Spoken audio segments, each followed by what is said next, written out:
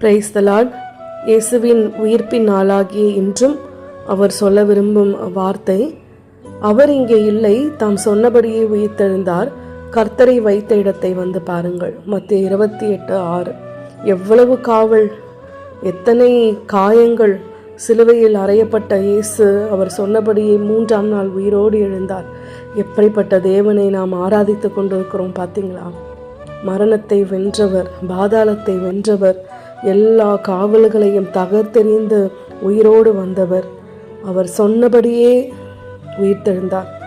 அதே போலதான் நம்முடைய வாழ்க்கையில என்னெல்லாம் அவர் சொல்லியிருக்காரு சொல்லுங்க. தாய் மறந்தாலும் மறப்பதில்லை, நானே உன் பரிகாரி, ஜெய கிறிஸ்து, உன் பலவீனத்தை மாற்றுவேன், உன்னை உயிரோடு எழுப்புவேன், இப்படி அநேக வார்த்தைகளை சொல்லியிருக்காரு.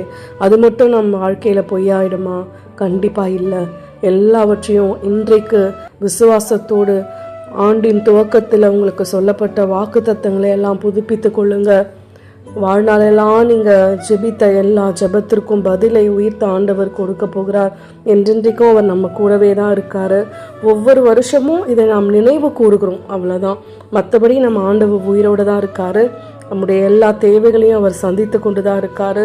இதே சந்தோஷத்தோடும் சமாதானத்தோடும் எந்த ஒரு நம்பிக்கையோடு உபவாசத்தை 40 நாள் நிறைவு செய்தீர்களோ அதனுடைய ஆசிரியை ஆண்டவர் அளவில்லாமல் கொடுப்பார். ஆமீன்.